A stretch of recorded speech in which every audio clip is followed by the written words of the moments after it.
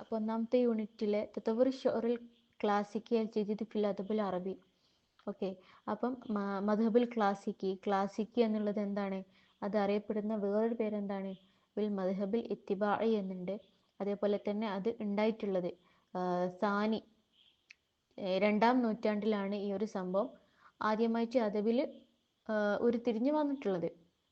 പിന്നെ അത് കൂടുതലായിട്ടും ആരെടുത്താണ്? ഈ ഒരു യൂറോപ്യൻ മുജിത്തം അവരുടെ ആ ഒരു സമൂഹത്തിലാണ് ഇത് കൂടുതലായിട്ടും ഇത് ഉണ്ടായിട്ടുള്ളത്. പിന്നെ അത് ഓരോ കാലഘട്ടത്തിൻ്റെ ഇതനുസരിച്ച് ഓരോന്നായിട്ട് ഓരോ വിഭാഗത്തിലേക്കും ഇതിങ്ങനെ വ്യാപിച്ച് വന്നതാണ്. അപ്പം ഇതിൻ്റെ ഒരു താരീഫായിട്ട് പറയാമെന്ന് പറഞ്ഞാൽ എന്താണ്? അല്ലെങ്കിൽ ഇതിൻ്റെ ഒരു പിന്നെ എന്താണ് പ്രത്യേകതയായിട്ട് പറയാന്നൊക്കെ പറഞ്ഞാൽ എന്താണ്?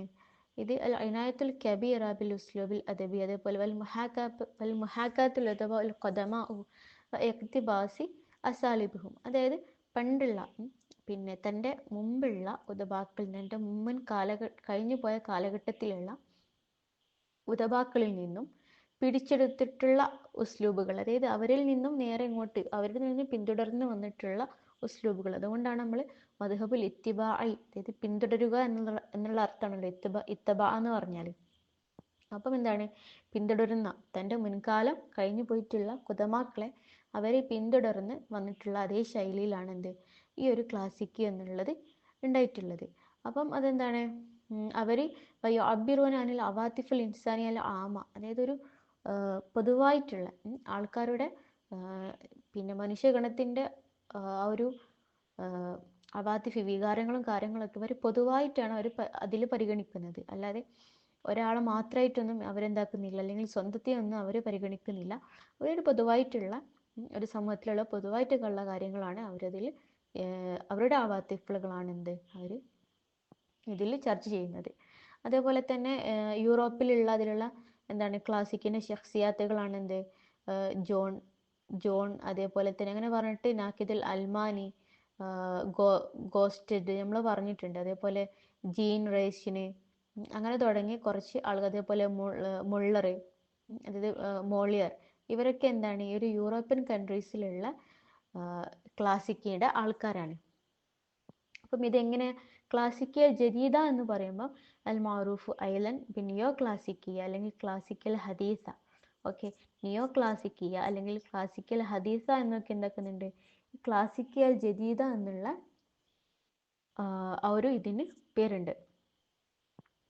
പിന്നെന്താണ് നമ്മൾ പറഞ്ഞു എന്താണ് ഈ ഒരു മോഡേൺ കാലഘട്ടത്തിലുള്ള ആ ഒരു, അതായത് മോഡേണും അതേപോലെ തന്നെ കദീമും ഹദീസും കൂടെ എന്താണ് മസ്സജ്, അതായത് ലയിപ്പിച്ചതാണ്, അല്ലെങ്കിൽ ആ ഒരു രണ്ടും കൂടെ കൂട്ടി യോജിപ്പിച്ചതാണ് ഈ ഒരു നിയോ ക്ലാസിക്സം അല്ലെങ്കിൽ ക്ലാസിക്കൽ ഹദീസ എന്നൊക്കെ, അല്ലെങ്കിൽ ക്ലാസിക്കൽ ജദീദ എന്നൊക്കെ പറയുന്നത്.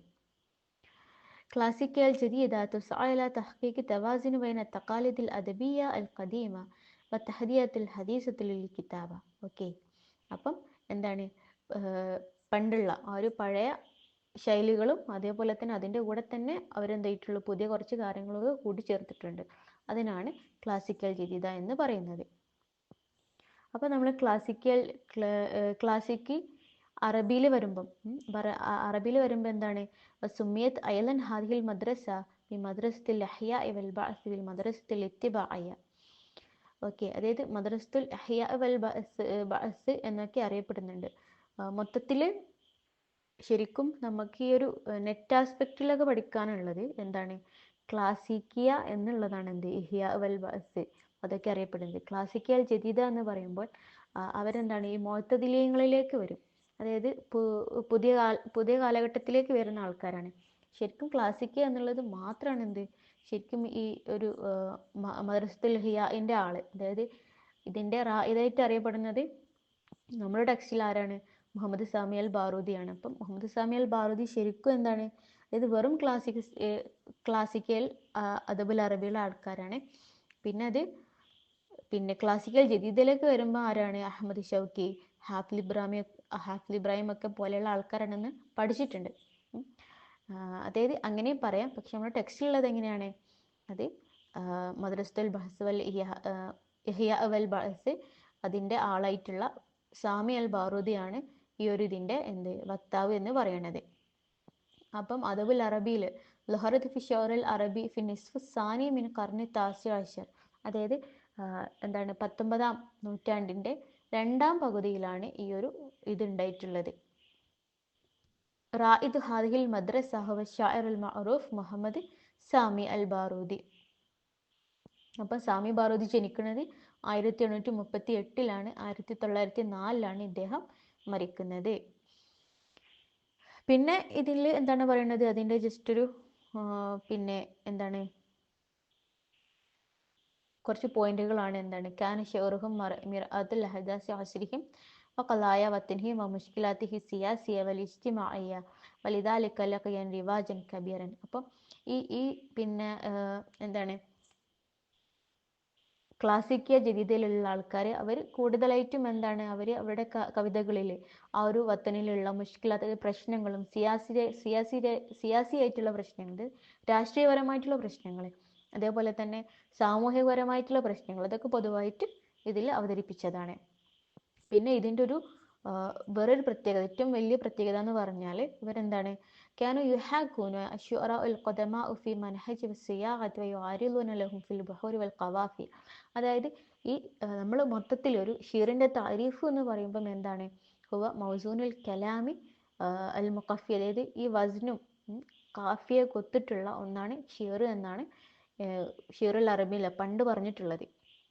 അപ്പം ഈ ആൾക്കാരെങ്ങനെയാണ് ഈ ബഹറും ഖവാഫിയും വസ്നൊക്കെ അതൊക്കെ പിന്നെ ഫോളോ ചെയ്തുകൊണ്ട് ആ ഒരു പണ്ടുള്ള ആ ഒരു മനഹജിലാണ് ഇവർ പിന്തുടർന്നു പോന്നിട്ടുള്ളത്. അപ്പം ഇത്രയാണ് ക്ലാസിക്കൽ ജദീദിനെ നമുക്ക് ഷോർട്ടായിട്ട് പറയാൻ പറ്റുക. ഓക്കെ.